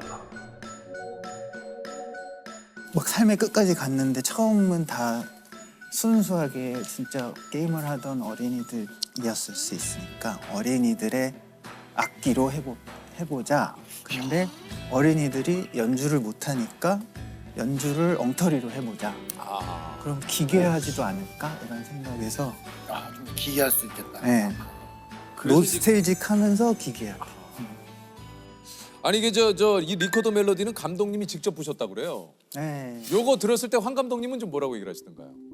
그 씬을 위해서 버전이 그때도 한 6개가 있었습니다. 오프닝 씬이기 때문에. 이것은 저기 묵혀두던 곡이었거든요. 왜냐하면 약간 엉터리 같고 기괴하고 약간 B급스러운 느낌이 좋긴 한데 우리가 오프닝 곡을 이런 걸 써도 될까 좀 고민을 약하다. 많이 하셨습니다. 뭔지 알겠다. 훨씬 진지한 음악이 있었거든요. 근데 이거를 마지막에 픽을 하셨어요. 마지막까지 고민을 하시다가 아니다, 우리는 유니크함으로 가야 되겠다. 그래서 이걸 선택을 하셨군요. 이게 그 피아노를 4살 때 네, 어머니께서 시켜주셔가지고 감사하게. 근데 어디선가 한상원 씨가 어디서 보고 발굴하셨다고 제가 얘기 들었거든요. 네. 그 재즈 아카데미라는 학원이 있었어요. 근데 그 중학교 2학년 때 기타리스트 한상원 선생님을 뵙게 되고 그러니까 정재일 씨가 연습하는 걸 보시고는 중학생인데 아니 근데 이게 이제 어린 나이에 프로 연주가로 활동한 이유가 또 생계 때문도 좀 있었다고 그래요. 뭐 집안이 넉넉하진 않았고요. 근데 중학생이 돈을 벌 수 있는 게 없지 않습니까? 없죠. 그래서 한상원 선생님과 같은 분들께서 기회를 줬을 때 그 기회를 잡을 수밖에 없었어요. 좀 상황은 많이 안 좋았었던 것 같거든요. 하여튼 뭔가 필요했어요. 그 가장 역할이. 그런데 그 나이에 돈을 벌 수가 없잖아요. 신문 돌리는 거 말고는. 그런 걱정이 계속 같이 있었죠. 학원을 못 다닐 수도 있고. 그런데 아르바이트가 주어졌고 경제적인 면에서도 그 기회를 놓칠 수가 없었죠. 재즈 아카데미를 다니면서 일을 하기 시작했어요. 아주 사소한 일, 뭐 가요 편곡 작업 혹은 세션 작업을 할 기회가 아주 간간히 생겼었어요. 그때부터 말하자면 돈 받고 음악을 할 수 있는 길을 발견한 거고, 일단 고등학교도 안 갔고 대학도 안 갔으니까 더 절박하게 학습하고 기회를 찾아다닐 수밖에 없었고, 음악은 저한테 생존이고 저의 삶이에요. 아니 이게 저 감독님이 2018년 남북 정상회담 환송 공연 하나의 봄을 기획을 했고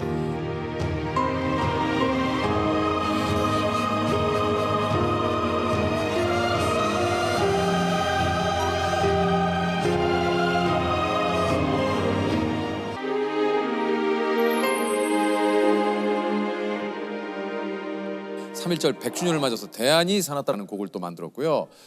서대문 형무소 8호 감방의 유관순 열사와 함께 수감이 됐던 심영식 애국지사의 우리 아들이신 8호 감방에서 불렀던 노래를 내가 이제 어머니한테 들어가지고 가사만 적으려고 그랬지 그 곡을 남겨놔야 된다는 거는 생각을 못했어. 100년 전 오늘로부터 노랫말이 도착했습니다.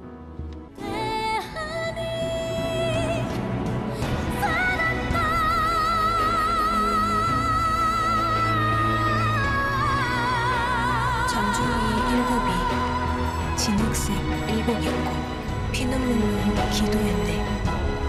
피눈물로 기도했네. 5.18 민주화 운동 40주년을 맞아 내 정은 청산이요라는 헌정음악도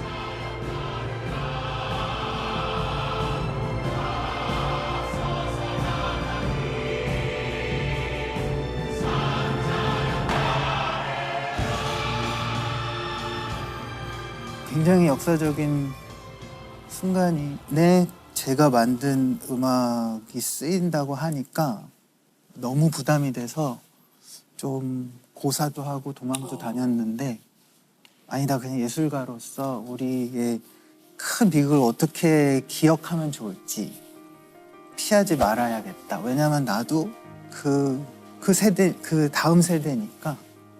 그래서 큰 아픔들이나 큰 일들 앞에서 이것을 어떻게 우리는 받아들이고 그냥 시민으로서 어떻게 해야 될 것인가를 생각했을 때 계속해서 기억해야 된다고 저는 제일 중요하게 생각이 들었던 것 같고요. 예술가로서 어떤 태도를 가져야 할지 좀 공부를 많이 하게 된 프로젝트였습니다. 저는 예술이 참 어떨 때 무력하다고 느끼거든요. 그런데 예술은 사람 마음을 만져줄 수 있고 한 개인의 마음을 만져줄 수 있고 그 예술에 의해 감동받은 영혼들이 세상을 바꿀 것이다. 그렇기 때문에 나는 어루만져주는 역할만이라도 할 수 있겠다. 그러려면 일단은 시작은 잊지 않아야 된다. 이게 한번 이제 제작이 무산됐던 작품이에요. 홈리스가 축구하는 이야기라고 하니까 약간 편견 같은 게 있었던 것 같아요. 그러니까 우리가 뭐 군대에서 축구한 얘기 안 하기로 했잖아요. 사실 암묵적으로 우리는. 그렇죠. 사실상 그렇죠. 예. 그런 합의가 이제 사회적으로 있었는데 군대에서 축구도 아니고 홈리스 축구 그러니까 사람들이 그렇게 거절을 많이 할 줄 몰랐어요. 생각보다 거절을 좀 많이 했군요. 그러니까 모든 작품 통틀어서 받은 거절보다 이 한 작품에 받은 거절이. 야, 이 작품이 이런 얘기를 들으니까 더 궁금해지긴 하네. 홍대거든요, 주인공 이름. 예, 윤홍대, 그 매형 이름. 실제 매형 이름이에요. 이게 매형 이름이에요? 네, 되게 좋아요. 그럼 혹시 아이유 씨 이름은 어떻게 됩니까? 소민. 소민, 이소민인데 그거는 제가 영화하기 전에 시나리오 공부 막 이렇게 할 때 그 라스트라다라고 그 옛날 고전 이탈리아 영화가 있어요. 거기에 젤소미나라는 캐릭터, 제가 좋아하는 젤소미나 캐릭터가 있는데 젤소미나, 소미나, 소미나, 소민 해가지고 그냥 소민으로? 이제부터 내 영화의 여주인공 이름은 소민이다. 이게 사실 감독님의 작품에 좀 반복적으로 등장하는 이름들이 좀 있어요. 네. 환동, 범수, 인국은 거의 이제 매 작품마다 등장을 한다고 하네요. 이게 좀 특별한 이유가 있습니까? 저는 이게 노동량을 줄이기 위해서 그냥 친구들 이름 갖다 쓴 건데. 진짜 실제 친구들 이름이에요? 한동이 예. 현대 자동차 그 서비스 센터. 그럼 범수 씨는? 범수가 저기 운송 그 사업하는 회사 다니고. 인국 씨는? 인국이 부천에서 바이크 그 대리점 하죠. 대리점. 다 어릴 적 친구들이시네요. 이러니까 더 진짜 그 극중 캐릭터가 더 좀 친근해지긴 하네요.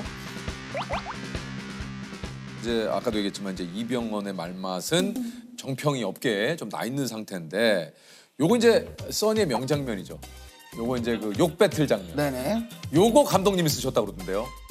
그게 사실은 강은철 감독님이 다 쓰셨는데 네. 제가 이제 각색 작가로 참여하면서 약간 거의 보조 작가 느낌으로 네. 그냥 그 강은철 감독님 집에서 사실 글 쓴 거보다 설거지한 게 더 많은 것 같은데. 근데 감독님의 오더가 좀 너무 어렵긴 했어요. 이게 욕처럼 들리지만 해석해보면 욕은 아닌 전라도, 방언 뭐 이런.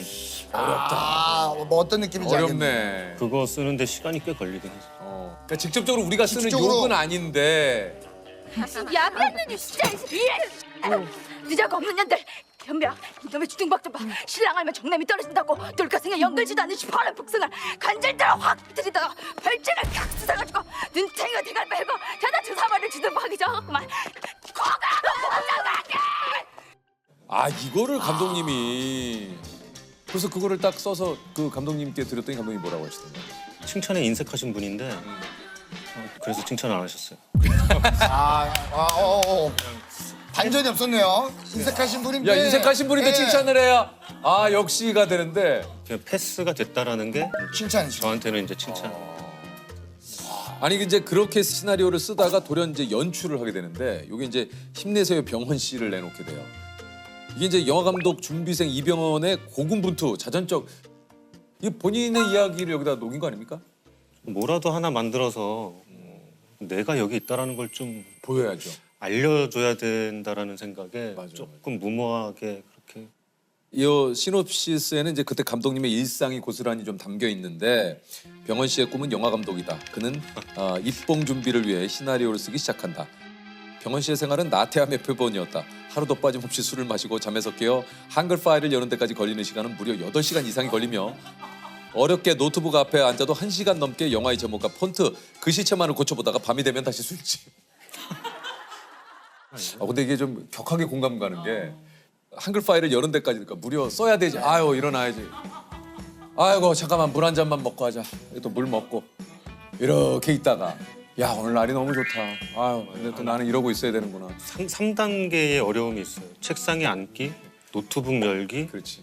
인터넷 검색 안 하기. 그걸 다 거쳐야 이걸 깨야 몇 자를 쓸 수 있는. 이게 너무 웃겨요. 막상 앉아도 폰트하고 글씨체. 근데 저는 이 디테일이 너무 재밌는 거예요. 이게 재밌어요. 이런 거 참 진짜. 예.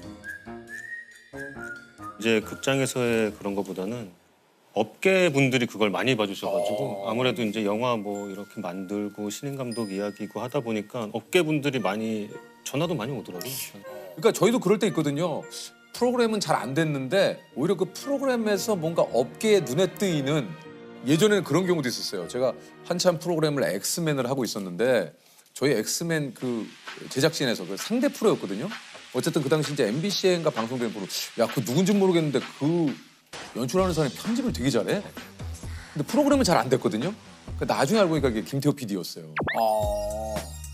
그러니까 이게 업계에서 알려지는 그런 게 좀 그렇죠. 이게 있더라니까요. 그러니까 감독님도 아마 업계에서 뭔가 이병헌 감독님의 능력을 이걸 캐치해내는 분들이 있었던 거죠. 이병헌 감독님의 패기는 2년 뒤 또 이제 빛을 드디어 발합니다. 영화 이제 스물이 304만 명 흥행을 하면서 말맛의 달인으로 춤으로의 드디어 주목을 받게 돼요. 네가 나지 않겠어? 나이를 얼마나 먹어야 이딴 사랑 타령을 안 하게 될까요? 그거 좀 힘들다고 물어버릇하지 마. 어차피 내일도 힘들어. 그 스물이라는 시나리오가 사실은 몇 년 전에 제가 한참 공부하고 습작하던 시절에 팔았던 시나리오거든요. 그래서 다른 감독님들을 좀 거쳐서 그것도 제작이 무산된 그래서 한 6년 만인가 저한테 돌아온 거예요. 그래서 감독님이 써왔던 거예요? 제 시나리오였던 야. 거예요. 야, 이것도 이야기가 재밌어지네. 와, 이거는 뭐 약간 운명 같은 거 아닙니까? 반가웠죠. 그래서 사실 어찌 보면은 너 나한테 올 줄 알았어 이 감정도 있었고. 아니 특히 이제 요게 이제 김우빈 씨의 능청스러운 연기가 압권이었고 숨겨진 매력을 발견했다라는 평이 그 당시에 굉장히 좀 많았습니다. 그러니까 스물 캐스팅을 할 때쯤 우빈 씨가 이제 막 떠오르랑 말랑 이렇게 라이징한 이런 그런 위치였고 시나리오 한 중간쯤 정도 썼을 때 이제 상속자들이 나와가지고 약간 제작사랑 저랑 이제 좀 통화를 급히 하게 됐죠. 요거 안 되지 않나요? 그랬더니 그분이 그때 막 시나리오가 막 이만큼씩 들어가 너무 화가 뜨셔가지고 어떻게 우리 저기 대표님이 그래도 한번 넣어볼게 미친 척하고 한번 넣어볼게 해가지고 했는데 재밌게 봐주셨어요. 운 좋게 또. 야 이게 또 참 그렇게 또 연이 닿으려니까 또. 그렇죠. 이게 이제 그 스물을 상징하는 명대사가 거 좀 힘들다고 울어버릇하지 마라. 어차피 내일도 힘들다. 이야.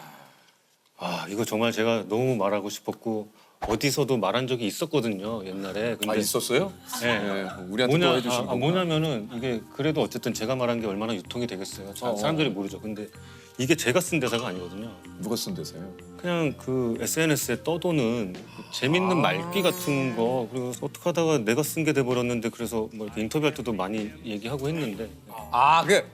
이런 게 있어요. 저도 제가 한 말이 아닌데 자꾸 그게 제가 한 말이라고. 이게 사람들 오해. 네, 그 아직도 제가 한 무슨 저는 그런 말을 만들어낼 수 있는 능력이 없어요. 근데 뭐 귀가 훔치는 말은 뭐 그런 거 있잖아요. 멋있어요. 그 뭐 앞에서 할 수 SNS에 유재석의 뭐 명언 뭐 11가지 그래서 뭐 제가 근데 그 유퀴즈에서 얘기를 했어요.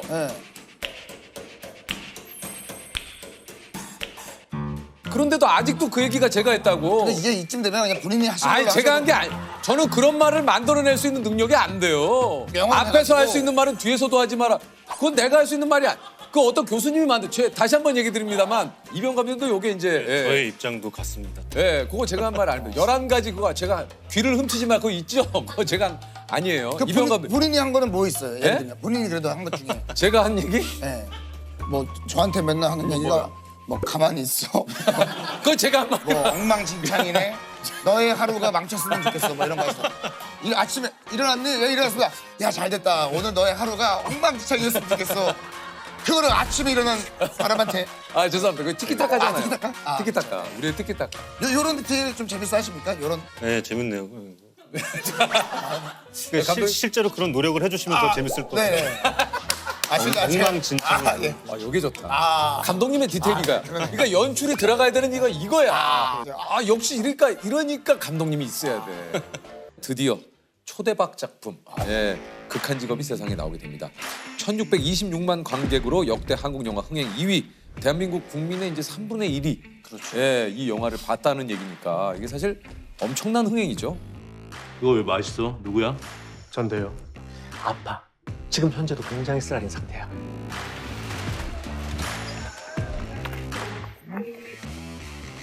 천만 영화를 연출한 최연소 감독. 그 기록은 뭐 아직도 깨지지 않았고요. 이게 참 대단하네요. 이때 좀 진짜 이렇게 흥행하리라고 생각을 하셨습니까? 이 정도까지는 이거 좀 깔끔하다. 그래도 망하진 않겠다. 우리가 BEP가 200 몇만 뭐 그 정도였으니까 그거 넘길 수 있겠다. 투자 손실 없겠다. 뭐 이런 생각은 그 어느 정도 넘어가니까 좀 무서운 게 좀 생기더라고요. 약간 그 몇 년 전에 술자리에서 농담으로 그런 말을 한 적이 있어요. 이거는 우리나라 시장 규모가 이런데 여기서 이 정도 관객 수가 나왔다는 건 잘못된 현상이다. 기형적인 현상이고 우리 사회 어느 한 곳이 고장나 있다. 그래서 술 먹어서 농담으로. 너무 저희가 만든 영화가 이제 그 정도까지 가고 있는 거예요. 이게 뭐지? 무서웠어요. 한 1,200만 넘어가면서부터 멈출 것 같질 않으니. 아니 이게 극한 직업의 순 제작비가 65억, 누적 매출이 놀라지 마십시오. 1,396억입니다. 그러니까 역대 국내 개봉작 중 매출 1위. 이게 런닝 개런티로 했으면 이게 수익이 어마어마했겠는데요. 그냥 뭐 조금 그냥 조금 제작진은 조금 이렇게. 그 만약에 이거를 투자하셨던 분들은 뭐 뭐 좋은 거 드시고 하셨겠죠.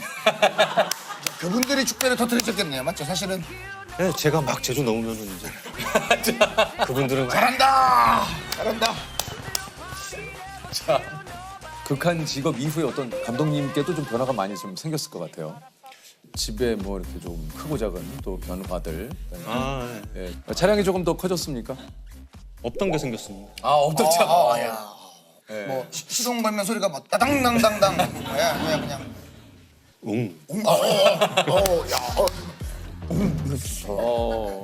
그 왕갈비 맞아요. 치킨이 지금까지 이런 맛은 없었다. 네. 근데 그때 사용했던 치킨이 프라이드 치킨 106마리, 왕갈비 치킨 249마리, 생닭 88마리를 사용하셨다고. 많이 죽였구나. 이거 현장에서 좀 드셨어요? 안 먹었어요. 왜요? 치킨을 너무 좋아하는데 감독이 미술 소품 먹으면 부정 탄다 그래가지고. 미신이 있어요. 네. 네, 저희도 있잖아요. 그 소품, 예전에 소품, 네, 소품. 음식 그 집어 먹으면 3년 캐스팅 안 된다고. 네네네. 평소에 미신을 안 믿는데 제가 그 또 약간 편집업에 또, 대한 예. 기대가 너무 컸나 봐요. 건들지 말자, 이거 잘 되고 있는데. 이제 한 작품 했으니 데뷔를 했으니 뭔가 좀 보여주고 싶다라는 욕심이 생기더라고요. 강박이 생겼어요. 욕심보다는 나도 이렇게 영화를 많이 봤고 이런 생각을 할 수 있고 연출자로서 이런 창의적인 무언가를 해낼 수 있어. 뭐 이런 걸 막 보여주고 싶었나 봐요. 모든 것을 통제해가면서 내가 이 영화라는 공동 작업을 깨고 모든 것을 다 통제해서 만들고 이랬다 하면 병 나서 죽겠더라고요. 다음 작품은 정말 마음 편하게 잘하는 거 그냥 휘둘러야지 뭐 이 느낌으로 했는데 그렇게 하니까 또 평가가 좋더라고요. 네. 2019년 그 해에 기생충이 전 세계 영화제를 휩쓸 때 저는 이제 관공서 감사패를 다 휩쓸고 다녔어요. 경찰청, 수원시, 인천시 감사패만 3개. 수원시는 수원 통닭, 경찰청은 경찰을 소재로 한, 인천시는 제가 인천 출신이라 자랑스러운 인천인 대상 뭐 이런 거.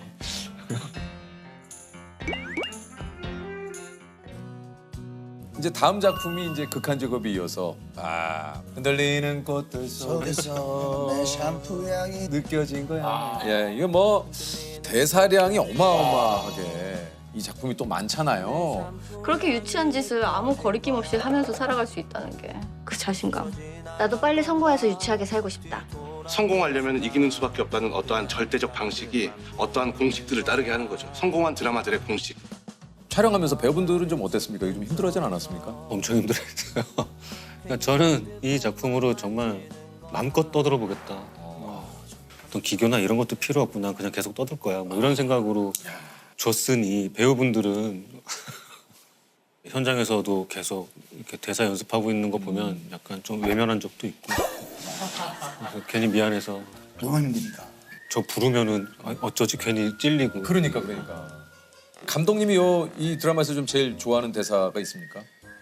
사실 저는 멜로와 체질을 아직도 가끔씩 맥주 마시면서 틀어놓을 만큼 좋아하는데 근데 그 중에서도 약간 구부의 뭐 나 힘들어 안아줘라는 아주 단순한 그 수많은 많은 그 대사 중에 너무 단순한 그 짧은 그 한마디가 좋더라고요. 그냥 이 말을 하려고 이 드라마를 한 건가 싶은 전체적인 뭐 메시지도 담고 있는 것 같고. 나 힘들어. 안아줘.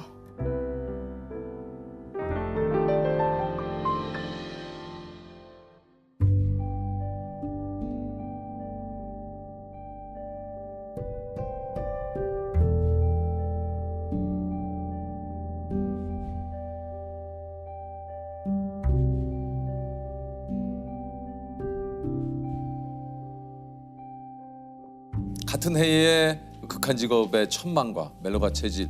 이게 사실은 시청률이 1%지만 이거는 체감적으로 1%가 아니거든요. 화제성은 뭐 우리 멜로가 체질 종방연 때 감독님이 미적지근한 3%의 시청률보다 1%가 더 섹시하다. 정말 그렇게 생각하시는 거예요? 아우 나 술 먹고 말을 해가지고 왜 그랬나 모르겠어요. 진짜 준비해 간 말이 아니라 그냥 실패한 것처럼 끝나는 느낌이 싫었나 봐요. 알죠.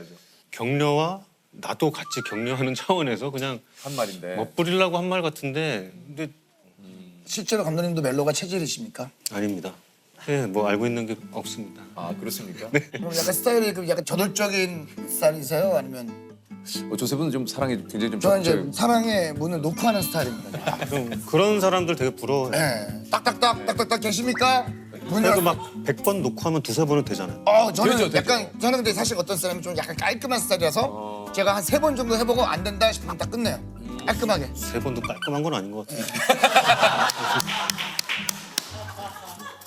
확인 차원에서 한 번만 더 해보는 거예요. 혹시 모르니까 네. 2번 정도. 2번 정도로. 한 번 확인을 하고 안 됐을 때 한 번 더. 3번은 갸우뚱, 4번은 질척. 그거는 진짜죠. 2번으로 정리할게요. 삼진그룹 영어 토익반으로 백상예술 작품상을 받은 이종필 감독님이십니다. 아유 안녕하세요. 네, 반갑습니다. 아 반갑습니다. I can do it, you can do it, we can do it.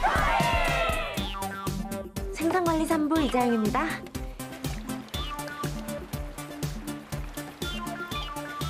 페로기판 만들 때 쓰는 화학물질인데 소각 처리 안 하면 되게 위험한 거. 이거 진짜 스모그 사건을 빙자한 살해 사건이었어. 이제 범인도 알았고 확실한 증거만 있으면 돼. 이 영화는 세상이 점점 나빠지는 걸까라는 질문을 하는 영화기도 한데 그 질문에 어제보다 오늘 조금 더 성장하고 있다고 긍정해 주신 관객분들께 진심으로 감사드립니다. 감사합니다. 제가 직접 그 현장에서 만나 뵙고 제가 인사를 드렸었어요. 네, 예, 그죠? 기억합니다. 기억하시죠? 네, 어떻게 기억하냐면 네. 일단은 시상식 전에 그 주차장 있었잖아요. 있었어요. 거기를 이렇게 주차장에 내려서 가는데 뭔가 이렇게 공기가 이렇게 명품의 향이 이렇게 그래서 이게 뭐지 하고 싹 봤더니 뒷모습이 뭔가 되게 그 명품의 어떤 댄디함. 예. 그래서 그래서 조세호님이구나. 저였어요? 네, 네. 죄송합니다. 저는 재승형인가요? 명품의 향이 확 났어요. 그러니까 향기 마스크 뚫고 이게 향기가 나는 공기가 뭔가 면세점 같은 느낌. 맞습니다. 그 수많은 배우분들 그를 다 아우르면서 이렇게 제가 그날 처음 저 하는 거라서 네. 향수도 많이 뿌리고요.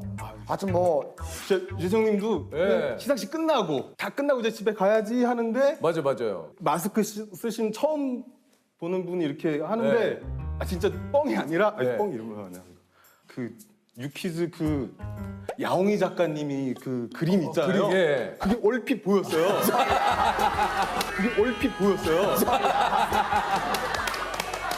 감독님이 립 서비스가 좋으시네. 왜 이게 아니요, 좋으셔? 립 서비스 아니에요. 진짜. 네. 이제 마스크 사이로 여기 그래요? 반짝반짝 하면서 뭐 얘기 나셨으니까 야옹이 작가님이 허무맹랑해 그러지 않아요. 기본 베이스를 가지고 하지. 말도 안 된다 저거는 네. 생각을 했었는데 실제로 뵀을 살짝 때는 있었나요? 아주 작가님이지만. 근데 지금도 있어요. 그래요? 네. 야옹이 작가님이 진짜 제대로 그려주셨네. 삼진그룹 영어 토익반 이게 이제 작품상을 받았는데 간단하게 좀 감독님이 어떤 작품이 좀 소개를 해주시죠. 배경이 95년도라서 세계화 시대. 맞아요. 영어 공부하는 내용인가? 그렇죠. 물론 영어를 공부합니다만 그 영어 공부하는 게 주가 되는 건 아니고요. 실제로 90년대, 80년대부터 해서 고졸, 말단 사원분들이 정말 많이 일을 하셨거든요. 노동자분들이. 그분들이 주인공인. 맞아요. 이 그 영화의 내용 중에 이 패널 사건이 사실 이게 굉장히 좀 주된 사건 중에 하나잖아요. 네네네. 제가 그 당시에 개그제 데뷔를 할 때 제가 개그제 내용 중에 패널 그 사건이 여기 시사에 맞아요. 알고 계세요? 시나리오 이렇게 제가 각색하면서 이렇게 좀 조사하면서 꼭 나오는 게 개그맨 유재석이 패널 맞아요. 그게 꼭 나왔었어요. 우리 엄마냐 요리 잘하시고요. 이 세상에서 내가 제일 이쁘대요. 엄마 내 말 맞지? 맘마 먹어라. 아 페너우유다. 하나만 더 둬.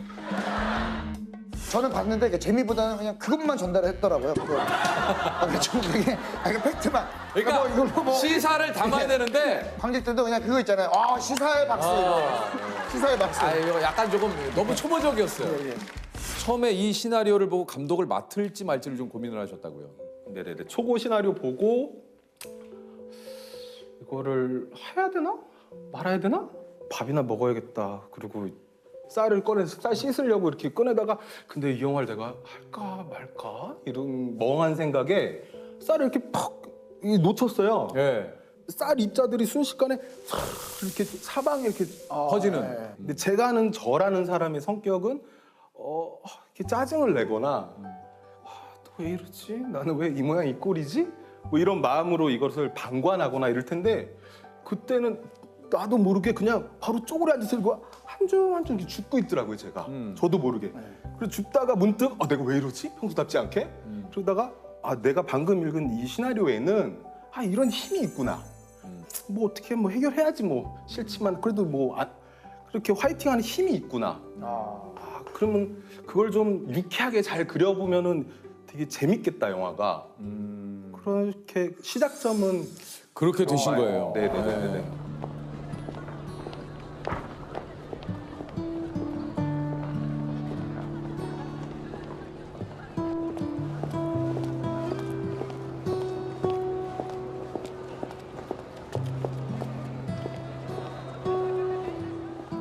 코로나인데도 불구하고 관객이 157만입니다. 157만이요? 네. 야, 이거 사실 대단한 거 아닙니까? 157만이면? 네, 감사하죠. 진짜요. 관객평 보느라고 시간 가는 줄 모르셨다고. 이 영화의 출발점은 사실은 그냥 쌀 주우면서 나도 좀 이렇게 뭔가 화이팅하는 사람들을 그려보고 싶다였다면 연출자로서 시작점이 있으면 도착점은 항상 뭘까는 사실은 정하지만 또 매일 그게 정말 이 도착점이 내가 생각하는 게 맞을까 고민을 하거든요. 근데 영화 개봉하고 평 중에 제일 좀 인상 깊었던 게 20대 여성분이 쓴 감상 글이었는데 뭐예요? 그냥 엄마랑 봤었고 근데 엄마가 같이 나와서 극장을 나와서 가다가 문득 툭 저게 내 이야기일 수도 있어 이렇게 근데 대낮에 그냥 이렇게 노트북으로 이렇게 보다가 창으로 보다가 이 눈물이 나면서 이렇게 여기가 이 영화의 나한테는 도착점이구나 이렇게 닿았으면 나는 사실 다 됐다 이 영화. 네 그런 게 인상적이었습니다. 내 대부분의 시간을 보내는 이곳에서의 일이 좀 의미가 있었으면 좋겠어요. 그 일이 사람들에게 도움이 되었으면 좋겠고. 매일 아침마다 영화 찍을 때 배우분들께 종이 한 장씩 나눠주셨다고 그래요. 네네네. 영화 준비를 많이 하죠. 시나리오 작업도 다 하고. 근데 또 이게 아침에 새벽에 일어나면 꼭 달라지거든요. 이렇게 찍는 게 맞을까? 더 좋은 건 없을까? 혹은 배우분이 이렇게 얘기를 하는 게 불편하진 않을까? 비가 오네 라고 시나리오엔 적혀 있지만 야, 비 온다. 이렇게 말하는 거랑 야, 비가 오네. 이렇게 얘기하는 거랑 이 사람은 어떤 게 더 맞을까? 혹은 이 내용에 적절할까? 과연 이게 맞을까? 난 이렇게 오늘 아침에 생각을 했지만 이게 진짜 맞을까? 그러니까 답은 없으니까. 혹은 어떻게 생각하면 욕심이 많은 거죠. 이런 고민을 쓰는데 쓰고 옛날에는 줬던 것 같은데 지금은요? 지금은 쓰고 이렇게 분장실 근처를 이렇게 알짱거려요. 아하. 왜냐하면은 이렇게 주는 것도 이렇게 해주세요 이렇게 되는 것 같아서 근데 그러다 보면은 근데 그렇게 알짱되다 보면은 어떤 경우에는 먼저 그렇겠지. 먼저 배우분이 근데 비가 오늘인데 비가 뭐 이렇게 좀 하시는 분들도 있고. 네, 그럼 그렇게 같이 통하는 경우도 있고 이렇게 미묘한 차이가 있을 때도 있고 어떤 날은 야 이게 왜 이렇게 된 거야? 왜 이렇게 찍어? 새벽에 이러면서 늦게 아는 이거는 틀린 거야. 이 영화는 지금 이 장면 오늘 찍은 이거는 틀린 거야. 이 영화는 지금 이 장면 오늘 찍은 어떡하지 하다가 맞아 이렇게 해야 돼라고 떠오르면 다 바뀐 거잖아요. 그때는 이제 알짱되지 않고 직진해서 미안한데 오늘 이렇게 하겠습니다. 이렇게 하겠습니다. 이렇게. 네. 그런 경우도 있고. 네. 조세프하고 좀 뭔가 감성적으로 통하죠. 진짜. 영광입니다. 네, 그래서 영광입니다. 왜냐면 저는 거짓말을 잘 못하고 이게 하고는 싶은데 저도 눈치를 엄청 많이 보는데 전달되는 걸로써도 나의 임무는 다 했다라는 생각을. 근데 이게 영화 보시면 아시겠지만 거기에 남자 어리버리한 대리가 캐릭터가 있어요. 보고 드릴 게 있습니다. 뭐? 또 사고 쳤어? 아닙니다. 공장 있잖아요. 공장의 폐수가 문제가 있는데 모델이 조세호 씨였어요. 그래? 영화 뭔가 열심히 사시잖아요. 근데 그게 뭐랄까 연민이 가고. 야, 화들짝 놀랐네 진짜. 그러니까 화들짝 놀라네 진짜. 이렇게 뭐가 이게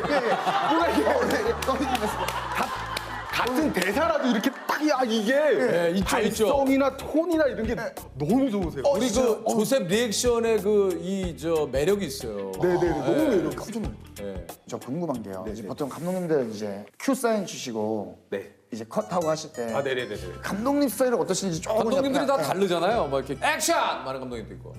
그 전까지는 솔직히 말씀드리기 힘이 없었어요.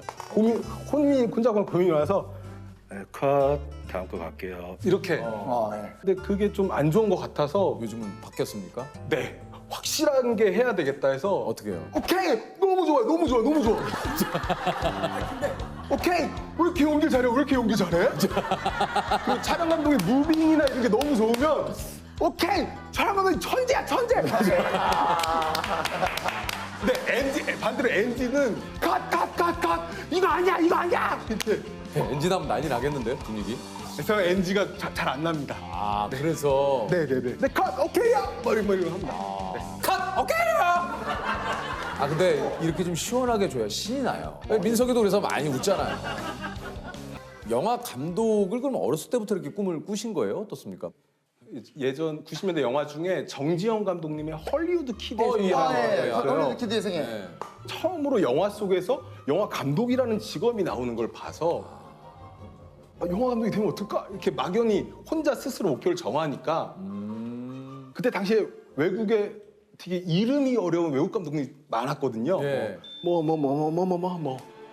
또 끄지 시도프 키에슬로브스키, 안드레이 타르코프스키, 아키 까우르스마키, 테오 앙겔로플로스.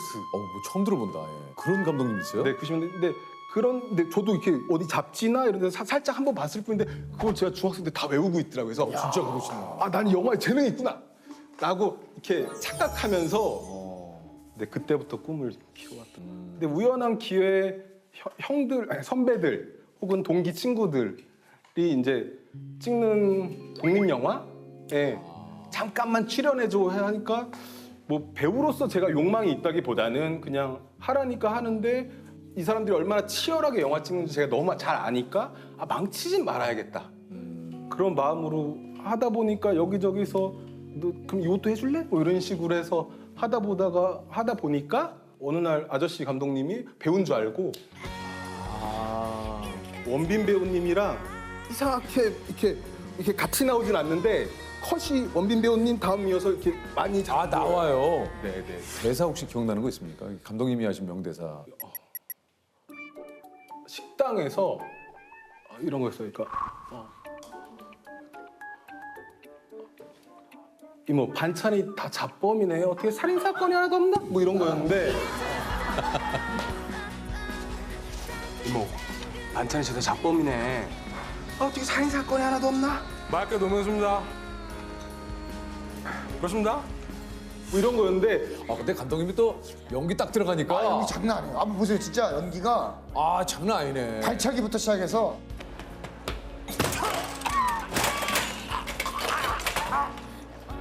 짱 드시게! 영화 감독이란 일은 어때요? 좀 감독님. 이번에 영화 찍는데 사실 충청도인가 강원도에 사과밭에서 밤 12시 넘어서 이렇게 장면을 찍는데 사실 스태프분들이 많은데 뭐 가까운 데 사는 분들 있지만 저기 남양주라든가 뭐 구리라든가 인천이라든가 그러면 아, 이 사람은 아침에 새벽같이 인천에서부터 첫 차 이렇게 오는 그게 다 그려지면서 근데 사실 영화 찍는 거 어떻게 보면은 이렇게 적절한 표현인지 모르겠는데 뻘짓이라고 생각하거든요. 저는 이 오밤중에 모여가지고 이게 뭐 하는 짓인가 이게 이럴 생각할 때가 있는데 또 한편으로 그렇기 때문에 이게 뭐 하는 짓인가 싶지만 한편으로 뭔가를 좀 좋은 거를 남긴다라는 의미 있는 행위라고도 생각을 하는데 레디 액션 하면 이제 딱 모니터에 카메라에 찍히는 배우분들을 봐야 되는데 문득 그냥 제가 이렇게 주변을 이렇게 봤어요. 이렇게 보듯이. 근데 거기에 진짜 수많은 스태프들이 집중하고 있다는 게 막 느껴지는 거예요. 다 각자 파트에서 딱 다 장갑을 이렇게 끼고 이렇게 이게 딱 그때 이상한 감동을 느꼈었어요. 너무 좋았었어요. 영화 저 혼자 만드는 건 아니고 다만 저 판단을 하는 거죠. 이건 됐다. 이거는 좀 아닌 것 같아. 이 판단을 하는 일인 것 같은데 이렇게 멀리서 아침에 일찍 나와서 한 사람이서 우리가 이 장면을 찍는데 이게 혹시라도 편집되거나 관객분들이 봤을 때 아무 의미 없는 장면이면 안 된다라는 생각이 좀 강하고 좀 우리가 좀 재밌고 의미 있고 괜찮은 걸 하고 있다 해야 한다 이런 좀 책임감을 느끼는 것 같아요. 때론 치열하더라도 다 느끼거든요 이게. 지금 우리 좀 좋은 거 하고 있다. 이것이 나뿐만 아니라 많은 사람들에게 의미 있는 작업이어야 하고 그렇기 때문에 내가 그것을 책임져야 되는 게 그러네요.